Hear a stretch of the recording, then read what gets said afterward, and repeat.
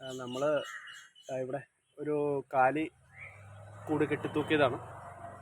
ഇപ്പോൾ പുറത്തുനിന്ന് വരുന്ന തേനീച്ചകൾ അപ്പോൾ വേറെ കൂട് അന്വേഷിച്ച് വരും, അവർക്ക് ഇരിക്കാൻ പറ്റുക. അപ്പം അങ്ങനെ ഇരിക്കാൻ വേണ്ടിയിട്ട് വരുമ്പോഴത്തേക്ക് അവർക്ക് ഇതിനു മുമ്പ് ഒരു പെരുമാറ്റമുള്ള ഒരു കൂട് കിട്ടിക്കഴിഞ്ഞാൽ, അത് തേനീച്ചയുടെ അല്ലെങ്കിൽ അരക്കൊക്കെ വെച്ച് കൊടുത്തിട്ടുള്ള ഒരു കൂടുണ്ടെങ്കിൽ അവരാദ്യം അതിനകത്ത് കയറാൻ നോക്കും പുറത്തുനിന്ന്. അപ്പോൾ സെറ്റ് പിരിഞ്ഞു വരുന്ന തേനീച്ചകളാണ്. അപ്പോൾ എന്തായാലും നമ്മൾ ഇവിടെ കെട്ടിത്തൂക്കിയതാണ്. ഇങ്ങനെ ഒരു ചെടിച്ചട്ടി നേരത്തെ ഇവിടെ വേണ്ട ധാരാളം ഈച്ചകൾ ഇങ്ങനെ പറക്കുന്നുണ്ട്.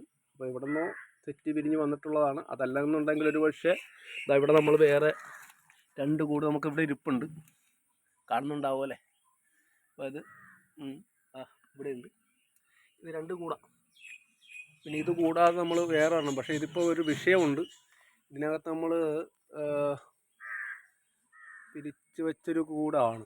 ഇതിനകത്തേക്ക് ഇവർ കയറിയിട്ടുണ്ടെങ്കിൽ ഇത് ആക്രമിച്ച് സംഭവം ശരിയാണ്, ആക്രമിച്ച് ഇതിനകത്ത് താഴെ കിടപ്പുന്നുണ്ട്, നിങ്ങൾ കാണുന്നുണ്ടാവും, ഉണ്ടോ? അപ്പോൾ അങ്ങനെയാണെന്നുണ്ടെങ്കിൽ ഈ കൂട് ഇവർ ആക്രമിച്ച് കീഴടക്കും, പുറത്തുനിന്ന് വരുന്ന ഈച്ചകൾ. അപ്പോൾ ശക്തമല്ല, കാര്യം ഒരു ശക്തമല്ലാത്തൊരു കൂടായിരുന്നു ഇത്.